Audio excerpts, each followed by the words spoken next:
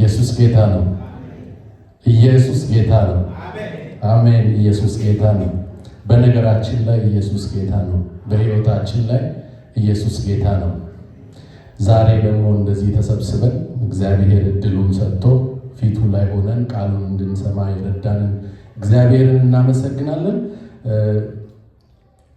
ዛሬ እንግዲህ እግዚአብሔር ካስተማረኝ በልቤ ካስቀመጠው ቃል አብረን እንካፈላለን፣ እናያለን።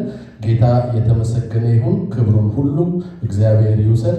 ለቃሉ እግዚአብሔር እንዲናገረን አጭር ጸሎት ከኔ ጋር እንጸልያለን።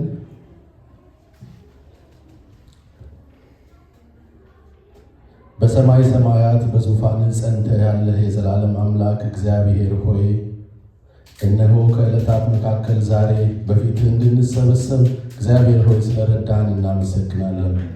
ጌታ ሆይ በመሰብሰባችን አንተ ደግሞ ክብርን እንድትገልጥ በመካከላችን እንድትመላለስ እግዚአብሔር ሆይ እንጸልያለን። ቅዱስ አባት ሆይ በፊትህ መጥተን እንደመጣን ባዶአችን እንዳንመለስ ጌታ ሆይ በኢየሱስ ክርስቶስ ስም ልትናገረን ልታስተምረን የፈለግከውን ቃልህን በጌታ በኢየሱስ ክርስቶስ ስም ሳትከለከል ተናገረን። ክብርህን በልጅ በኢየሱስ ክርስቶስ ስም ግለጥልን። ቀሪውን ሰዓት ሁሉ ባርክልን፣ አትለየን። በልጅ በኢየሱስ ስም ኢየሱስ ጌታ ነው።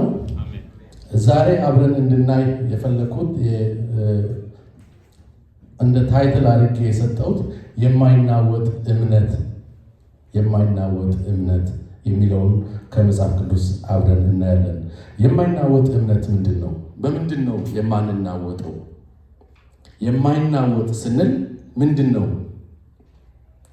አንድ ሰው በሆነ ነገር ላይ ወይም ደግሞ በሰው ላይ እምነት ሲያሳድር የማይናወጥ እምነት እንላለን። ፐርሲስተንት የሆነ እምነት፣ ጠንካራ የሆነ ጽኑ የሆነ እምነት። እኛ ግን መታመኛችን ምንድነው? ክርስቶስ ነው። መታመኛችን ምንድነው? ክርስቶስ ነው። የማንናወጠው መሰረታችን የሆነው በማን ላይ ነው? በክርስቶስ ላይ ነው።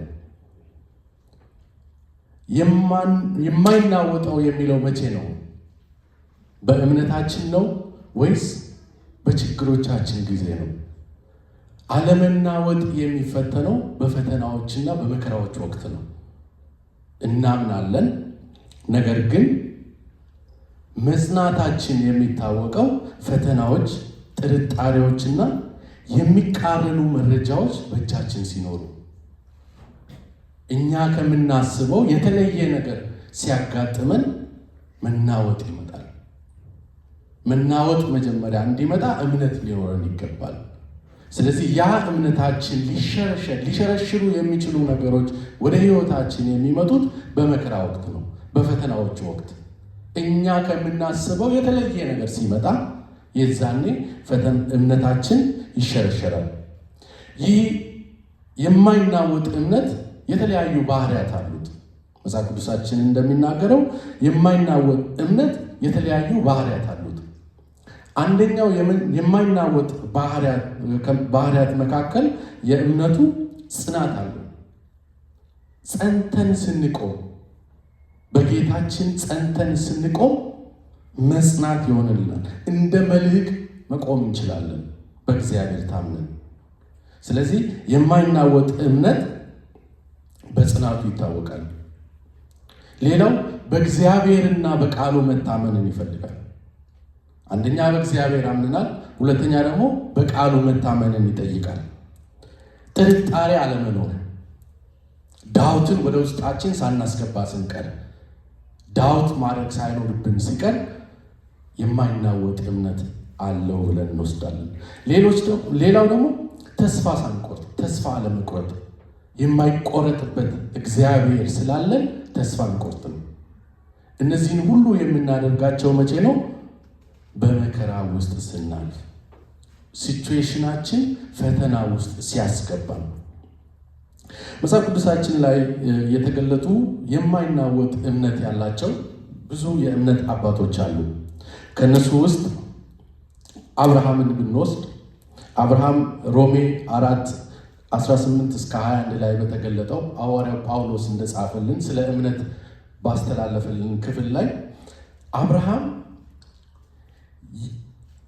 ያረጀና ልጅ የሌለው ሲሆን ሚስቱም ሳራ ደግሞ መካን እንደነበረች እያወቀ እግዚአብሔር የሕዝቦች አባት አደርግሃለሁ የሚለውን ቃል በእምነት ያለመናወጥ ጠብቆታል። ሐዋርያው ጳውሎስ በሮሜ ምዕራፍ 4 ላይ እንደገለጠልን ሳይናወጥ የሕዝቦች አባት ትሆናለህ፣ ከሰማይ ከዋክብት ከምድር አሸዋ የሚበልጥ ሕዝብ ይኖራል የተባለው አብርሃም አንድ ልጅ አልነበረውም 100 ዓመት እስኪሞላው ድረስ። ነገር ግን እግዚአብሔርን ታምኗል።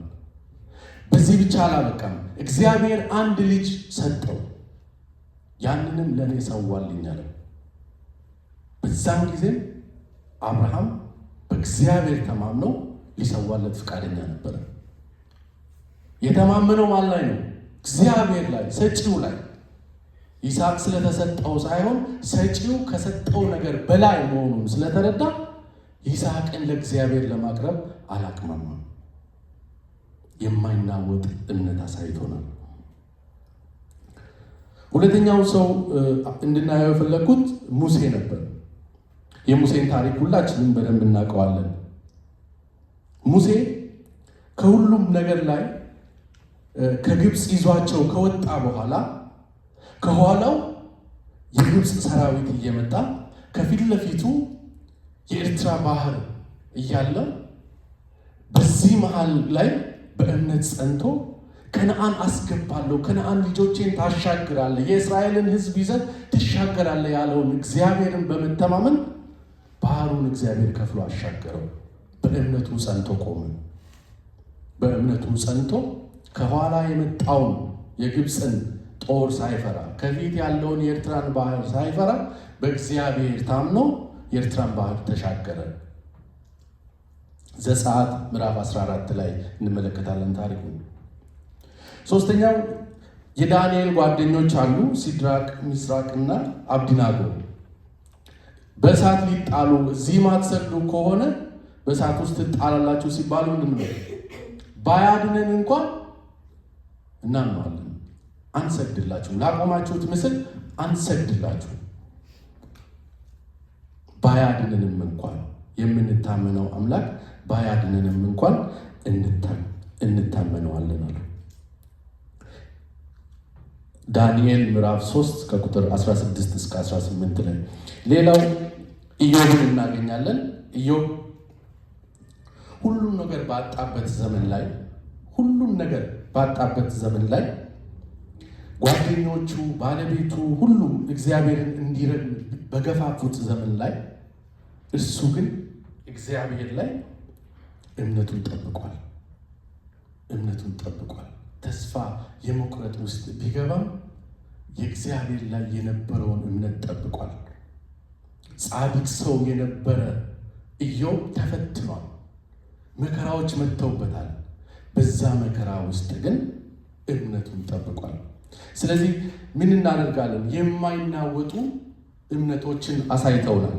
የማይናወጡ እምነቶች። ሌላው ዋናው የመልእክቴ ርዕስ ከሆነው ጋር የሚቀራረበው የመጽሐፍ ቅዱስ ላይ ከተገለጡት ሴቶች የሱናማይቱን ሴት ነው ዛሬ አብረን እንድናይ ያሰብኩት። ሱናማይት ሴት የማይናወጥ እምነት አሳየች። የማይናወጥ በምንድን ነው ያልተናወጠችው? ሁለተኛ ነገሥት ምዕራፍ 4 ከቁጥር 8 ጀምሮ ያለውን አብረን እናነባለን። ሁለተኛ ነገሥት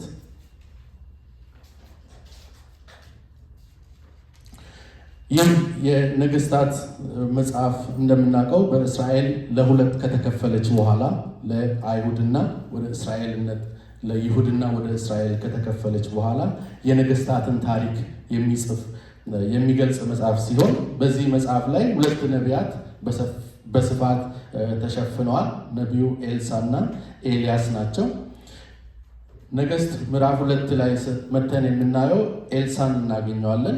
ኤልሳ ከቁጥር 1 እስከ 7 ላይ ባለው ስናይ የእግዚአብሔር አገልጋይ የሆነ ባሪያ ከሞተ በኋላ መበለቲቱ 2 ወንድ ልጆችን ይዛ ወደ ኤልሳ እንደቀረበችና ለኤልሳም መጣ የእግዚአብሔር የታማኝ አገልጋይ ሞቷል፣ ባለ ዕዳም ልጆቼን ሊቀበል ነው፣ ሊወስድብኝ ነው ብላ ለኤልሳ ነገረችው። ኤልሳም ምን እንዳደርግልሽ ትፈልጊያለሽ አላት። ምን እንዳደርግልሽ? ችግሯን መታገለጸችለት። ምን እንዳደርግልሽ ትፈልጊያለሽ? ምን አለሽ አላት። ጥቂት ዘይት አለኝ አለች። ያንን ባረከላት። ልጆቿም ከዕዳ ዳኑ፣ እነሱም መተዳደሪያ ያገኙ። ይህን ለማድረግ ኤልሳ በሚመላለስበት ወቅት አንዲት የሱናማይት ሴት፣ ስሟ አልተገለጠም፣ አንዲት ሱናማይት ሴት ቅዱስ የሆነውን የእግዚአብሔር ሰው ሊያገለግል በሚመላለስበት ዘመን ታየዋለች። ሀብታም ነበረች። በሚመላለስበት እንግዲህ በድሮ ዘመን መንገዶች እንግዲህ በቤት አቅራቢያ እንደሚያልፉ ነው የሚነገረው። ስለዚህ ምንድን ነው ያደረገችው? ይህ ሰው ቤቷ ገብቶ ምግብ እንዲበላ ጠየቀችው። ምግብ እንዲበላ እንዲያልፍ አጥብቃ ጠየቀችው። ምን አገኘች? ኤልሳ የእግዚአብሔር ቅዱስ ሰው መሆኑን ተረዳች። ቅዱስ የእግዚአብሔር አገልጋይ መሆኑን ተረዳች፣ አወቀች፣ እድል አገኘች። ምን የማድረግ? የእግዚአብሔርን ቅዱስ ሰው የማገልገል እድል አገኘች። ዘንድ ኢንቨስት አደረገችበት። ምንድን ነው ኢንቨስት ያደረገችው? የሱናማይት ሴት ለየት ያለ ባህሪዋ ፐርሲስተንት መሆኗ፣ ኖ የሚለውን የማትቀበል መሆኗ። ሱናማይት ሴት ሆና ያንን ኤልሳዕን ወደ ቤቷ እንዲመጣ ምግብ እንዲበላ ካደረገች በኋላ በኔክስት ስቴፕ መኖሪያ አዘጋጀችለት። አልጋ ቤት ሰርታ አልጋ፣ ጠረጴዛና ፋኖስ አዘጋጀችለት። ሊገባ ያልፈለገውን ሰውዬ፣ ለምግብ መግባት ያልፈለገውን ሰውዬ አስገብታው እንዲኖር መኖሪያ አዘጋጀችለት። በእምነት ኢንቨስት አደረገች። እነዚህ ሐዋርያት ሥራ ምዕራፍ 16 ከቁጥር 15 ላይ ሊዲያ ጌታ ልቧን የከፈተላት ሴት ነበረች። ወደ ፊልጵስዩስ እና ሐዋርያው ጳውሎስ ለአገልግሎት በመጡ ጊዜ ጌታን ከተቀበሉ በኋላ እነሱ ማረፊያ ሳይኖራቸው ሲቀር እንግዲህ እኔ ጌታን ተቀብያለሁ ተጠመቀችና ምንድን ያደረገችው? እኔ ቤት መታችሁ እረፉ አለች። ፐርሲስት አደረገች። መታችሁ እረፉ። ማረፊያ፣ የእግዚአብሔር ማረፊያ መሆን፣ የእግዚአብሔር የአገልጋዮች ማረፊያ መሆን። ለምን? የሚያሳርፍ አምላክ ላይ ኢንቨስት እያደረጉ እንደሆነ። በማን ላይ ኢንቨስት አደረገች? ሱናማይት ሴት ለኤልሳዕ መኖሪያ ኢንቨስት አደረገች። መኖሪያው ወደ አንደኛ ጢሞቴዎስ ምዕራፍ 16 ከቁጥር 17 እስከ 19 ያለውን ክፍል እናንብበው። ከኔ ጋር ናቸው? አንደኛ ጢሞቴዎስ ምዕራፍ 6 ከቁጥር 17 እስከ 19 በዚህ ዓለም ባለጠጎች የሆኑት እንዳይታበዩ ደስም እንዳለን ሁሉን ነገር አትረፍርፎ በሚሰጠን በእግዚአብሔር እንጂ አስተማማኝነት በሌለው ሀብት ላይ ተስፋ እንዳያደርጉ እዘዛቸው ይላል ሐዋርያው ጳውሎስ ለጢሞቴዎስ በጻፈው መልእክት ላይ ሰዎች ደስታቸውን በሚሰጠው በእግዚአብሔር ላይ እንጂ በነገሮች ላይ እንዳያደርጉ ያስጠነቅቀው ነበር። ለምን? ምሳሌ 16:6 ላይ ምን ይላል? ከወርቅ ይልቅ ጥበብን ማግኘት፣ ከብር ይልቅ ማስተዋልን ማግኘት ምንኛ ይሻላል። እምነትን ከያዝን በኋላ ከወርቅ ይልቅ ጥበብን ማግኘት፣ ከብርም ይልቅ ማስተዋልን መምረጥ ምንኛ ይሻላል። እነዚህ ከላይ የገለጽኳቸው የሱነማይቷ ሴትና ሊዲያ ኢንቨስት ያደረጉት በእግዚአብሔር አገልጋዮች ላይ ነው። በእግዚአብሔር አገልጋዮች ላይ ኢንቨስት በሚያደርጉበት ጊዜ እግዚአብሔር ደግሞ በቃሉ በዕብራውያን 6:10 ላይ ምን ይላል? እግዚአብሔር አመፀኛ አይደለም። እርሱ ስራችሁን እንዲሁም በፊትም ሆነ አሁን ቅዱሳንን በመርዳት ስለ ስሙ ያሳያችሁትን ፍቅር አይረሳም። God is not unjust ይላል እንግሊዝኛው። He is not unjust. We people are unjust. እግዚአብሔር አመፀኛ አይደለም። የምታደርጉትን ነገር ዋጋችሁን ይከፍላል። ስለዚህ እቺ ሱናማይቷ ሴት በኤልያስ ላይ ኢንቨስት አደረገች። ኤልሳዕ መጥቶ ቤቷ ላይ እንዲያርፍ አደረገች። ነገር ግን የእሷን ልፋትና የእሷን ድካም ከተረዳ በኋላ ካየ በኋላ ምን እንዳደርግልሽ ትፈልጊያለሽ አላት። she invested something on ምን እንዳደርግልሽ ትፈልጊያለሽ? እሷም በጊያዝ ላይ አስጠራትና ሪኮግናይዝ ካደረገ በኋላ ምን እንዳደርግልሽ ትፈልጊያለሽ? ለንጉሥ ወይም ለሰራዊት አለቃ የማቀርብልሽ ነገር አለ ወይ ብሎ ሲጠይቃት በጣም የሚገርማችሁ የመለሰችው መልስ እኔ እኮ የምኖረው በገዛ ወገኖቼ መካከል ነው። እኔ የምኖረው በገዛ ወገኖቼ መካከል ነው። ሁለት ነገሮችን ማየት እንችላለን። በገዛ ወገኖቼ መካከል ነው የምኖረው ካለች የምትፈልገውን ነገር ማግኘት ትችላለች። ወገኖቿ ውስጥ ነው። ወገኖቿ ጋር የምትኖር ከሆነ የምትፈልገውን ነገር ማግኘት ትችላለች። ነገር ግን አገልጋዩ ጊያዝ አንድ ነገር አይቷል። ልጅ እንዳልነበራት አይቷል። ኤልሳዕ አላየውም። ጊያዝ ግን ልጅ እንዳልነበራት አይቷል። ባሏም ያረጀ መሆኑን አይቷል።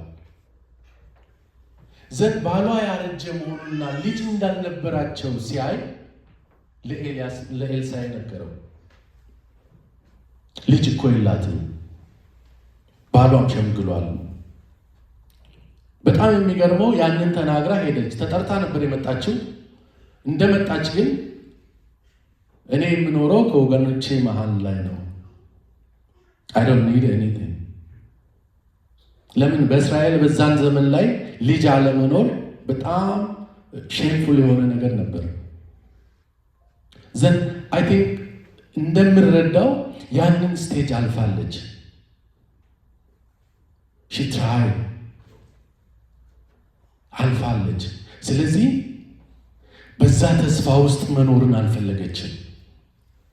ኮምፈርተብል ሆናለች። ባለመኖር ልጅ ባለመኖር ላይ በገዛ ወገኖቿ መካከል ውስጥ ስለምትገኝ ኮምፈርተብል ሆናለች።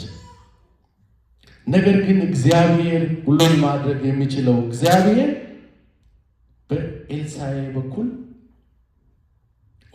አስጠራትና እንደገና ስትመጣ ኤልሳዕ ተነበየላት።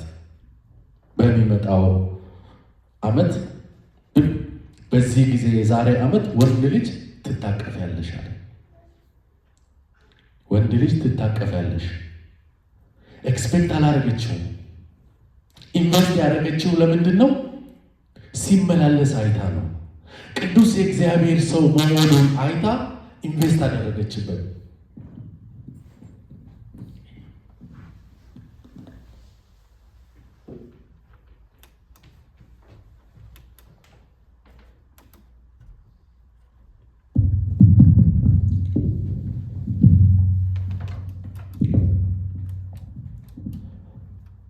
ልጅ ፈልጋ አልነበረም ኢንቨስት ያደረገችው።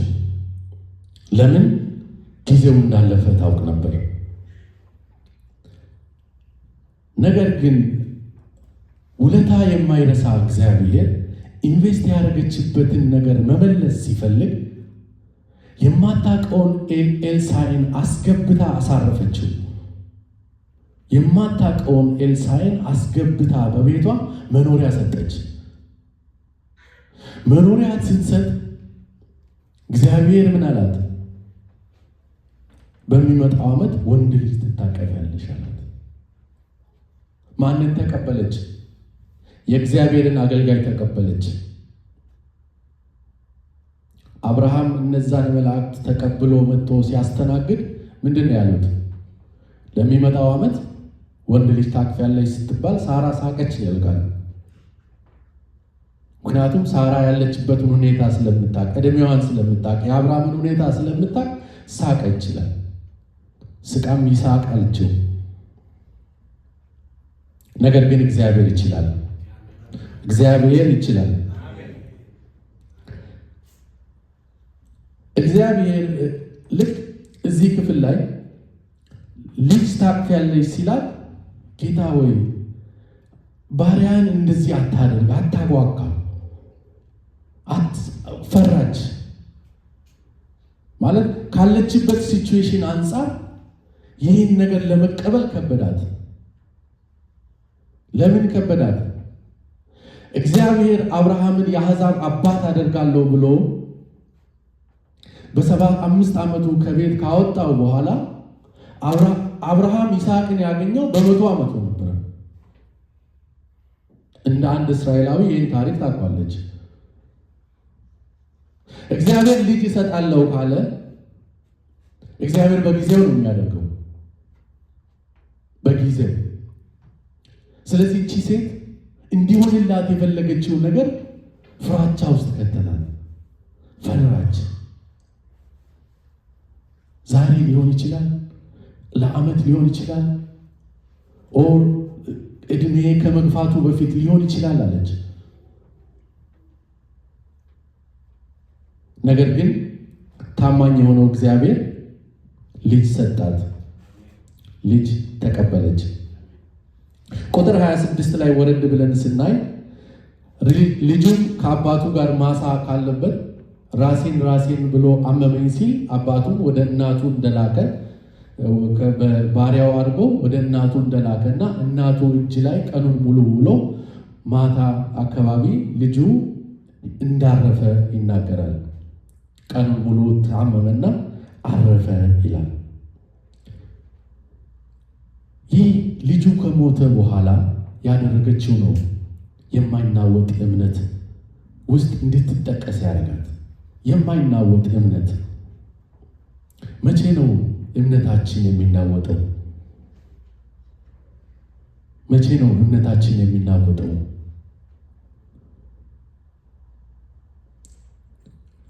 አንድ ባሪያና አህያ ላክልኝ፣ ወደ አገልጋዩ ሄጄ ልመጣ ነው አለች።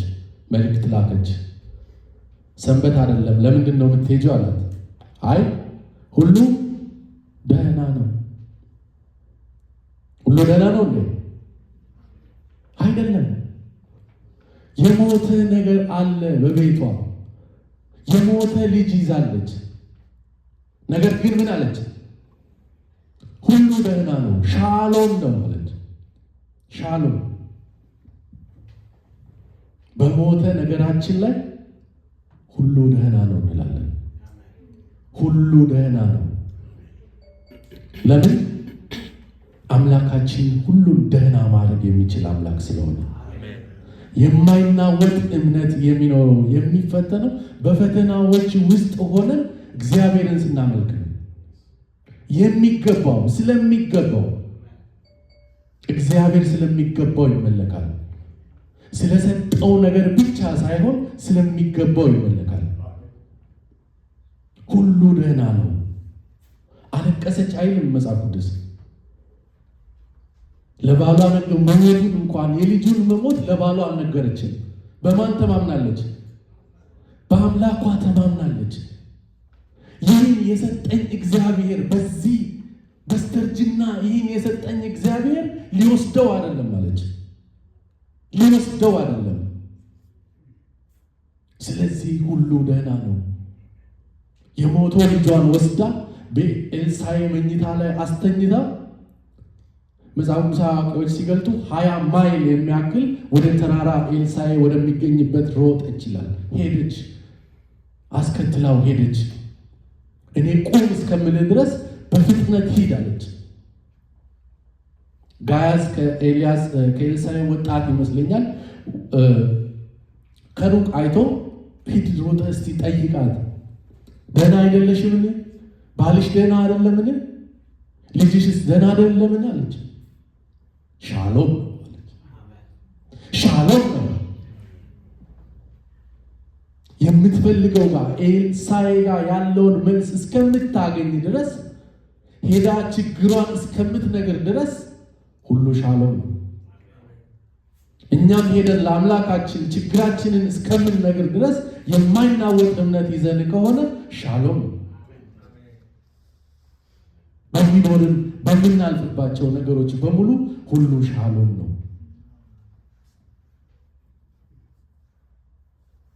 ሁሉ ነገር ደህና ነው አለች።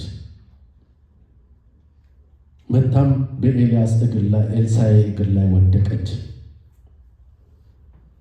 እግዚአብሔር ይህን ለኔ ለምን እንደሰወረኝ አላቅም ማለት ነው።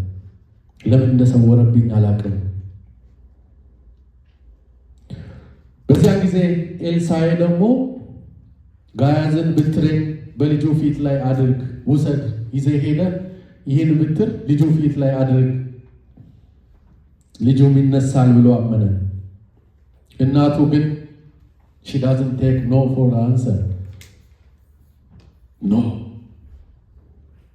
አንተ ካልሄድክ እኔ ከዚህ አልሄድም አለችው። 20 ማይል ተመልሰው እስኪመጡ ድረስ አንተ ካልሄድክ አልሄድም። ፓወሩ ሊመጣ የሚችለው በአንተ በኩል ነው አለች። ፐርሲስታንት የሆነ እምነት አሳየች።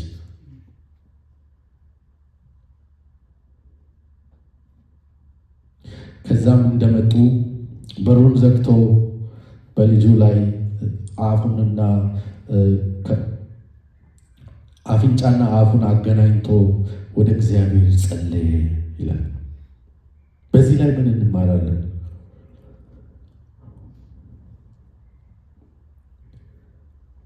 በጣም የሚገርመው እዚህ ጋር ከመድረሳቸው በፊት ጋያዝ ሄዶ ሮጦ ብትሩን ይዞ በሰማው ቃል መሰረት ሄዶ ልጁ ላይ አስቀመጠ። ነገር ግን ልጁ ሊነሳ አልቻለም። ለምን? በትሩ የሚያነሳ ስላልሆነ። የሚያነሳው ኃይል በኤልሳዕ በኩል የሚመጣው ጸሎት እንደነበረ፣ በነገሮቻችን ላይ በጸሎት ሞትን ማስነሳት የሞተውን ነገር ማስነሳት እንችላለን። እግዚአብሔር የሞተውን ነገር ያስነሳል። ምን ስናደርግ? ስንጸልይበት፣ በእምነት ወደ እግዚአብሔር ስንቀርብ። የልጁን ሕይወት ለመመለስ ኃይል መውጣት ነበረበት። በምን ወጣ? በኤልሳዕ ጸሎት ወጣ። በኤልሳዕ ጸሎት ወጣ። ልጁም ተፈወሰ፣ ለእናቱም ሰጣት። ሱናማዊት ሴት ምንድን ነው ያስተማረችን? ምንድን ነው ያሳየችን? ሱናማዊቷ ሴት ምንድን ነው ያሳየችን? እንግዳ ተቀባይነትና ደግነት ያስፈልጋል። ከኛ ከክርስቲያኖች እንግዳ ተቀባይነትና ደግነት ያስፈልጋል። ኢንቨስት የምናደርገው ጊዜያችንን፣ ህይወታችንን፣ ገንዘባችንን ኢንቨስት የምናደርገው በምን ላይ ነው? የማይናወጠውን እምነት የሚሰጠን ነገር ላይ መሆን አለበት። የማይናወጠውን እምነት ያ ደግነቷ፣ ያ እንግዳ ተቀባይነቷ ዋጋ ነበረው። ማቴዎስ ምዕራፍ 10 ከቁጥር 40፣ ዕብራውያን ምዕራፍ 13 ቁጥር 12 ላይ እግዚአብሔር በስሙ የምንቀበለውን ለነቢያት ውሃ የምንሰጥ ከሆነ እግዚአብሔር ዋጋውን እንደሚከፍል ይናገራል።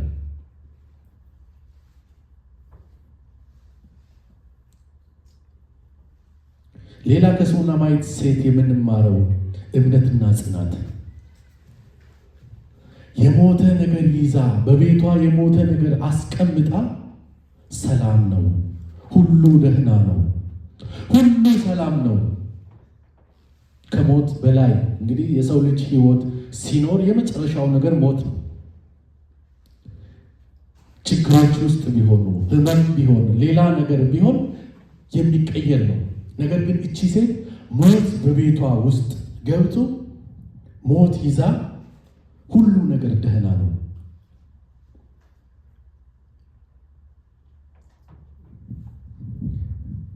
ልጅ ለማግኘት ብዙ አልጓጓችም። ለልጁ ግን ፐርሲስተንት ነበረች።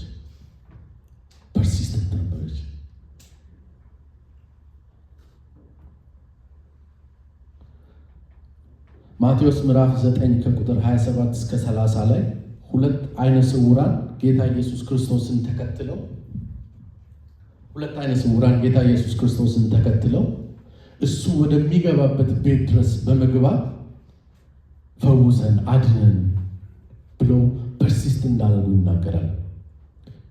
በእምነታቸው ጸንተው ወደሚገባበት ቤት ድረስ ገብተው ፈውሰን አሉት። እንደማድን ታምናላችሁ አሉ። የስ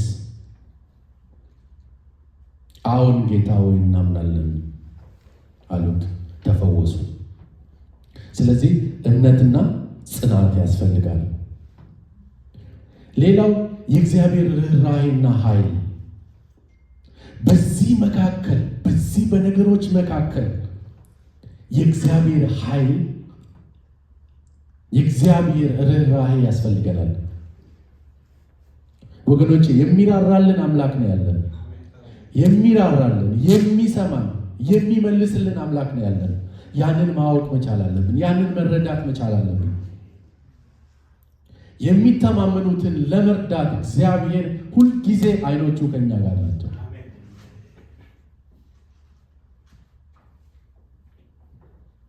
ሌላው ጸሎት እንደሚያስፈልግ ያዕቆብ 5:16 ላይ የጻድቅ ሰው ጸሎት በስራዋ እጅግ ኃይልን ታደርጋለች፣ ሞትን አስነስታለች። ብዙ ታምራት አድርገዋል በጸሎት። ጸሎት ኃይል አላት። ጸሎት ጉልበት አላት። ስንቶቻችንን ነገሮቻችን ላይ የምንጸልየው ወደ እግዚአብሔር የምናቀርበው?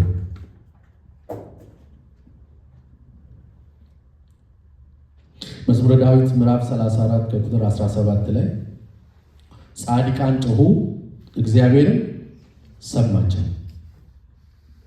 ጻድቃን ጮኹ። ፈተና ሲመጣ፣ መከራ ሲመጣ፣ ያልጠበቅናቸው ነገሮች ሲመጡ እንደ ክርስቲያን ወደ እግዚአብሔር መጮህ አለብን። የሚሰማን አምላክ አለን። ሰምቶ የሚመልስ አምላክ አለን። ሰምቶ ወደሚመልስ አምላክ አንደኛ ነገሥት ምዕራፍ 17 ከቁጥር 20 ሄደን ስናይ እንደገና ኤልያስን እናገኛለን። ኤልያስ የሰረብታይቱ መበለት ኤልያስን እንዲመግብ ከተመረጡ በዛን ዘመን ከነበሩ መበለቶች አንዷ ነበረች። ሄዳ እንጨት ስትለቅም አግኝቷት ቂጣ ጋግራ እንድትሰጠው ጠየቀን። እግዚአብሔር ገለጠው። ይህቺ ሴት ጋር ሄደ ኑር፣ ረሃብ በመጣ ጊዜ ወደ እሷ ሄደ ኑር፣ እዛ ሂድ፣ እዛ መግብሃለሁ አለው። ሴትዮዋ ግን የመጨረሻውን ቂጣ ለእሷና ለልጇ ጋግራ ከበሉ ሌላ ነገር የላቸውም። የመጨረሻዋን እግዚአብሔር የመጨረሻ ለእሷ የተባለው ጅማሬ አይደለም። የህይወቷ ጅማሬ ሆነላት። የመጨረሻውን ነገር ቀድመሽ ለኔ ያቅርብልኝ አላት። የመጨረሻውን በእሷ እይታ የመጨረሻ የሆነውን ነገር አቀረበችለት።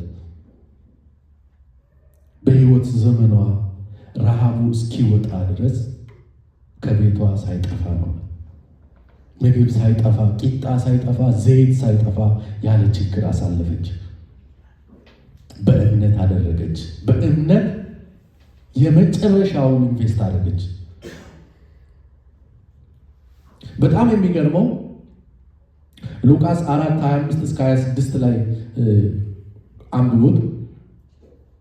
ጌታ ኢየሱስ ክርስቶስ ስለዚህ ሴት አውርቷል።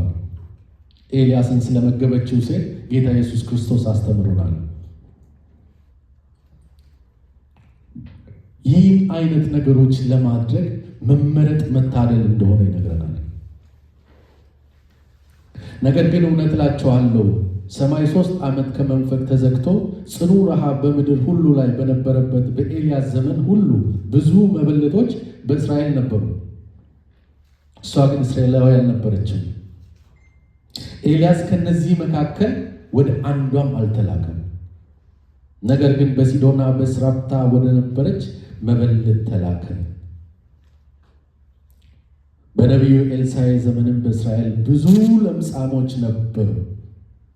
ነገር ግን ከሶርያዊው ከነአማን በቀር ከነዚያ መካከል ማንም አልነጻም። ስለዚህ እግዚአብሔር ሲመርጥ፣ እግዚአብሔር ከመረጠን በምክንያት ነው ወገኖቼ፣ በምክንያት ነው የተመረጥነው። ጎረቤቶቻችሁን አስቡ፣ ዘመዶቻችሁን አስቡ፣ ወገኖቻችንን እናስብ። የተለየ ምን አድርገናል? እግዚአብሔር መረጠን፣ ወደደን፣ የልጅነት ክብርን ሰጠን እንጂ። በእስራኤል ውስጥ ብዙ መበለቶች እያሉ ኤልያስን እንድትመግብ የተመረጠችው እስራኤላዊት አይደለችም።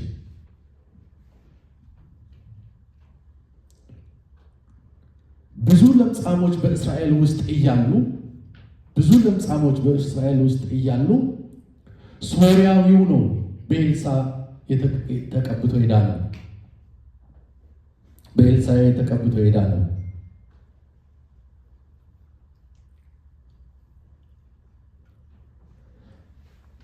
ስለዚህ እግዚአብሔር ሲመርጠን፣ እግዚአብሔር ከመረጠን፣ የእግዚአብሔር ልጆች ከሆንን we have to invest ገንዘባችንን፣ ራሳችንን፣ ጊዜያችንን ኢንቨስት ማድረግ አለብን። ለምን?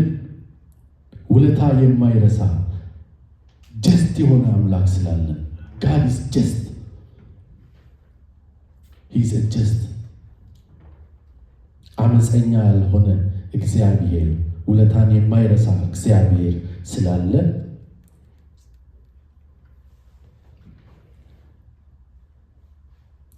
ዋናው የዚህ ክፍል መልእክት ምንድነው? ጸሎት አስፈላጊ እንደሆነ።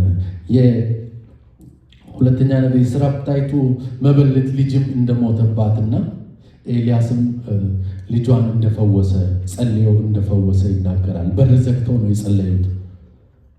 የሱናማይቷ ሴትም ከኤልሳዕ ጋር ከመጡ በኋላ ወደ ውስጥ አላስገባትም። ኤልሳዕ ወደ ውስጥ ገባና ልጁን በሩን ዘግተው ሲጸልይ ነበር። በተዘጋው በር ውስጥ ያለው የሞተው ልጇ ነው። እሷ በእምነት ከበሩ በተቃራኒው ቆማለች። ፐርሲስታንት የሆነ እምነት ስለነበራት እንደሚሞት አታምንም። ጸልየን ያገኘነው ነገር ፈተና በሚገጥመን ውስጥ ያለመናወጥ እምነታችንን ለማሳየት እንጂ ሊጥለን አይመጣም፣ ሊወስድብን አይመጣም።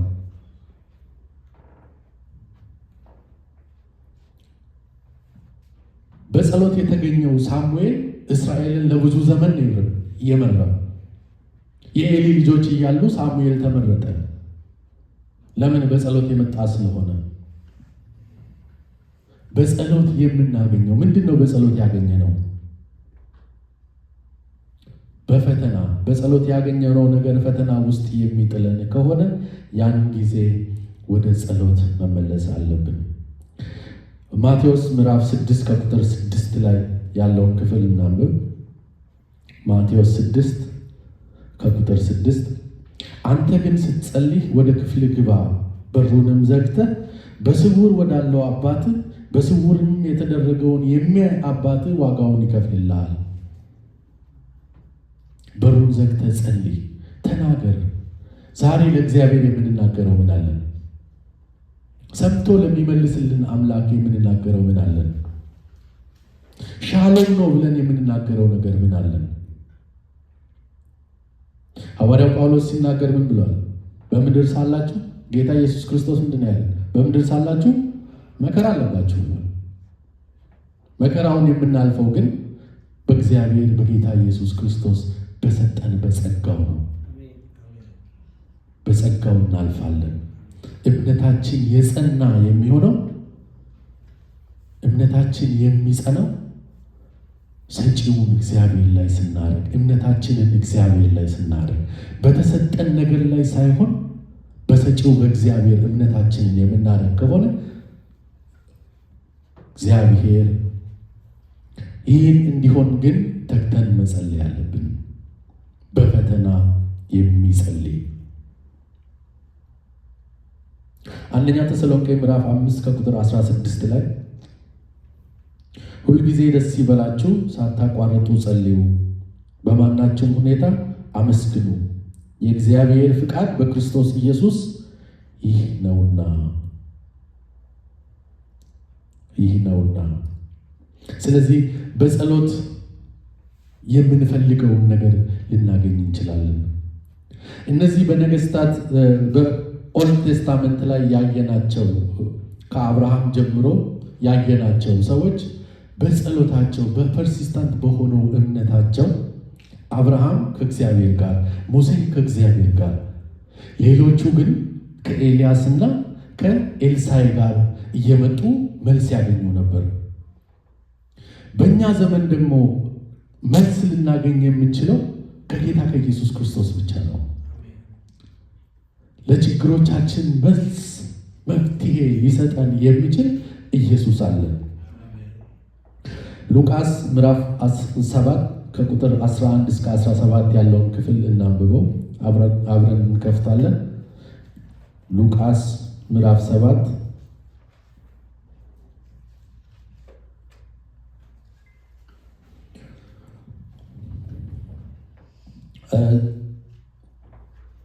ኢየሱስ የመበለቲቱን ልጅ ከሞት አስነሳው ይላል ታሪኩ።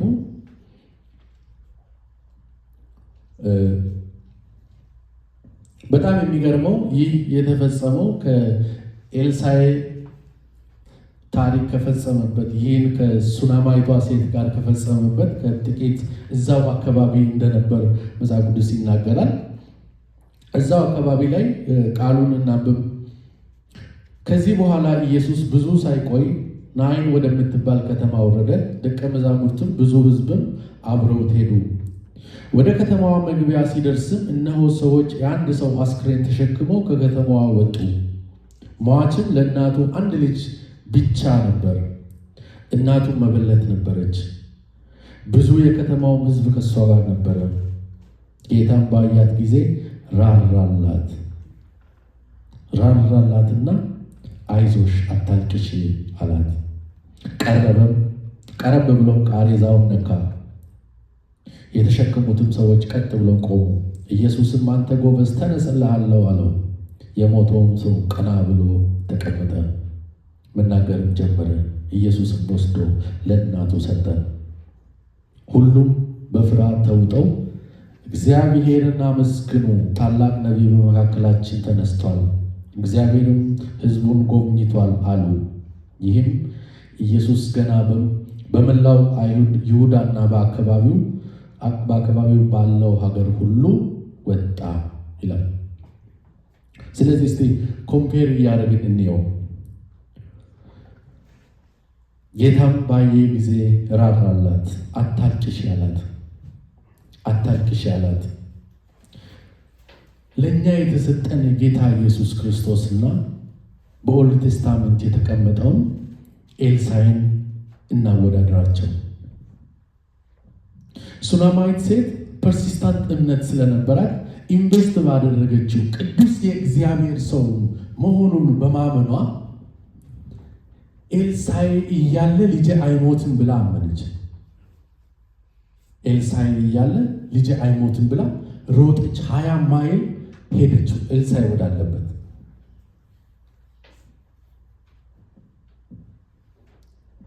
ነገር ግን ኤልሳዕን እንዳገኘች የኤልሳዕ የመጀመሪያው ሪአክሽን ለገያዝ ብትሩን ሰጥቶ ገያዝን መላክ ነበር። ሂድ ይሄን ይዘህ ልጁ ላይ አስቀምጥ አለው። ነገር ግን ጌታ ኢየሱስ ክርስቶስ ምንድን ነው ያደረገው? ሉቃስ 7 ላይ በተጻፈው ጌታ ኢየሱስ ክርስቶስ ወደ መበለቷ ቀረበ ይላል። አዘነላት፣ ቀረበ። ሱናማይቷ ሴት ወደ ኤልሳዕ ሮጠች፣ ሄደች፣ 20 ማይል ሄደች። ጌታ ኢየሱስ ክርስቶስ ግን ወደ እሷ ቀረበ። ወደኛ የሚቀርበን አምላክ ነው ያለው። እኛ በማንቀርብበት ጊዜ እንኳን ወደኛ የሚቀርብ አምላክ አለን። በችግራችን መካከል ማቅረብ በማንችልበት ጊዜ እንኳን ወደኛ የሚቀርብልን አምላክ አለን። ኤልያስ ከሰማ በኋላ ችግሯን ከሰማ በኋላ ኤልሳዕ ከገያዝ ጋር ብቻ እያወራ ነበር። እንዲያደርግ እንዲሆን እያለው ነበር። ሉቃስ ላይ የተጻፈው ግን ጌታ ኢየሱስ ክርስቶስ ቀጥ ብሎ ወደ መበለቷ መጥቶ አይዞሽ አታልቅሽ ያለ፣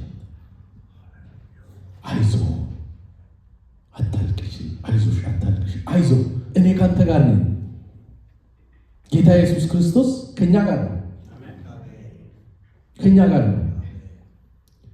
ቀርቦ ወደኛ ቀርቦ እኛ ባልቀረብንበት ዘመን የሞተውን ነገር ለመቅበር እየሄዱ በነበረበት ጊዜ አይቶ ራራላት። አይዞሽ አታልቅሽ ያለ፣ ቀርቦ ወደሷ አይዞሽ አታልቅሽ ያላት።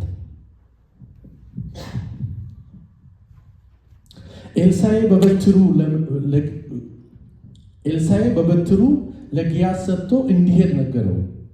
የመጀመሪያው ሪአክሽኑ እንዲሄድ፣ ማን እንዲሄድ? ራሱ ሳይሆን ገያዝ እንዲሄድ። ጌታ ኢየሱስ ክርስቶስ ግን ቀረብ ብሎ ቃሬዛውን ነካው። ቃሬዛው ላይ ያለው ምንድን ነው? የሞተ ልጇ ነው። የሞተውን ነገራችንን መንካት የሚችል ጌታ አለ። የሞተውን ነገር ሊያስነሳን የሚችል እግዚአብሔር ከኛ ጋር ነው። ወደኛ ቀርቦ ባልቀረብንበት ዘመን እኛ ወደሱ ሳንቀርብ እንኳን ቀርቦ ችግሮቻችንን ሊነካ የሚችል እግዚአብሔር አለ። በዚያ ታምኑ እስቲ የሚያምን ቃሬዛችንን የሞተውን ነገር ነክቶ ሊያስነሳ የሚችል አምላክ አለ። ኤልሳዕ በልጁ ተኝቶ አፍና አፍንጫውን አስነክቶ መጸለይ ነበረበት። የእግዚአብሔር ኃይል እንዲወጣ ኤልሳዕ ልጁ ላይ ተኝቶ አፍና አፍንጫውን አስነክቶ መጸለይ ነበረበት። ጌታ ኢየሱስ ክርስቶስ ግን ምን አለው? አንተ ጎበዝ ተነስ፣ ተነስ እልሃለሁ። ለኛ ያለንን ነገር ላሳያችሁ ነው። ሁለቱ የሰሩት ነገር ላይ ሳይሆን ለኛ ያለን አሁን ከኛ ጋር ያለው ጌታ ኢየሱስ ክርስቶስ ሁል ስል የሚሆንለት እንደሆነ መታገል ሳያስፈልግ ጌታ ኢየሱስ ሲናገር ነገሮች ሊሆኑልን እንደሚችሉ ቃል ብቻ ይውጣ እንጂ ልጄ ትድናለች ብሎ የጣሊያን ኮማንደር የነበረው ሰው ምን አለ? አንተ ብቻ ወደ እኔ ቤት ከመምጣት አያስፈልግህም፣ ቃል ብቻ ተናገር ልጄ ትድናለች አለ። ቃል ብቻ።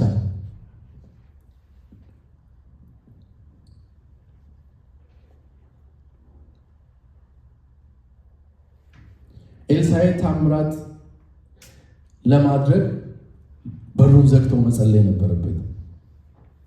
ጌታ ኢየሱስ ክርስቶስ ግን በሕይወታችን በእኛ ላይ ታምራት ለማድረግ እሱ ራሱ ኃይል ነው። እሱ ራሱ ጉልበታችን ነው። እሱ ራሱ መመኪያችን ነው። መመኪያችን የሆነ ጌታ ከኛ ጋር አለ።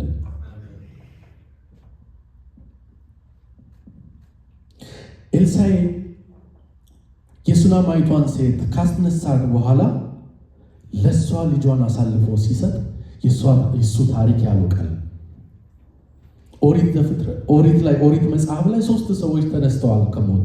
አንደኛው ኤልያስ ያስነሳው የሰራፕቷ ልጅ፣ ሁለተኛው የሱናማይቷ ልጅ ኤልሳዕ ያስነሳው፣ ሶስተኛው ደግሞ በኤልሳዕ መቃብር ላይ ጥለውት የተነሳ ውጊያው በተፋፋመ ጊዜ በኤልሳዕ መቃብር ላይ አጥንቱን ነክተው ተነስተዋል ይላል። 3 ሰዎች ተነስተዋል። ነገር ግን ጌታ ኢየሱስ ክርስቶስ ያስነሳው የመበለቷ ልጅ ከእርሷ ጋር የነበሩት በሙሉ ምን አሉ?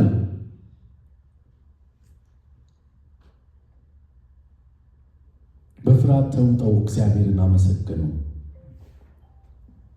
ሁሉም ሰዎች ሁሉ ይላል እዛ ውስጥ የመጡት ሰዎች ሁሉ በፍርሃት ሆነው እግዚአብሔርን አመሰገኑ። እግዚአብሔር ታላቅ ነቢይ ከመካከላችን አስነሳ፣ እግዚአብሔርን ጎበኘናል። የኛ የሞተውን ነገር የሚያስነሳው እግዚአብሔር በምክንያት ነው፣ ለምክንያት ነው፣ ለብዙዎች ምስጋና ነው። ለሱናማይቷ ሴት አንድ የሆነውን ልጇን እስኪመልስ ብቻ ሳይሆን በሕይወታችን ምሳሌ እንዲያደርገን ነው። በእምነታችን በመከራ በምንሆንበት ጊዜ ሻሎም ነው ማለት እንድንችል። የማይፈተን ይኖራል ብዬ አላስብም። በፈተና ግን የሚጸና በጸሎት ይጸናል። ጌታ ኢየሱስ ክርስቶስ ደግሞ ራሱ ጉልበት ራሱ ኃይል ሆኖ ይገለጣል። በእምነታችን ጸንተን ስንቆም ጌታ ኢየሱስ ክርስቶስ እንድንፈልገው ጸንተን መቆም እንድንችል በእግዚአብሔር ፊት በእምነት እንድንመላለስ ይፈልጋል።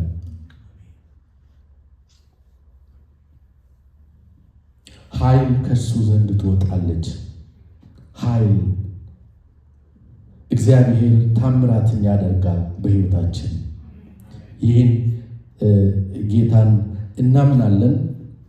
ስለዚህ ምን ማድረግ አለብን? በእምነታችን ጸንተን መቆም አለብን። ከዚህ ከጌታችን ምን ይለየናል ብሎ ሐዋርያው ጳውሎስ መከራ፣ መሰደድ፣ መቸገር፣ ማጣት፣ ማግኘት ምንም አይለየንም ብሏል። ከዚህ ጌታ በእምነት አብሮ ለመቆየት እግዚአብሔር እምነታችን ያጠንክርልን። የማይናወጥ እምነት ይኖረን። የማንናወጥ ለምን? ራሱ ስለሆነ። በምድር ላይ በነበረ ጊዜ ሁሉንም ነገሮች እንዳለፈ አስተምሮናል።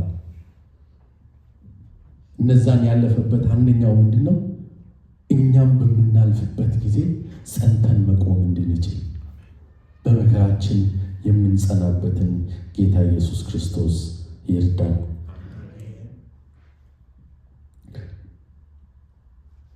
ይህ የእግዚአብሔርን ስራ ታምራት ለማየት እግዚአብሔር በእምነታችን ያበርታን።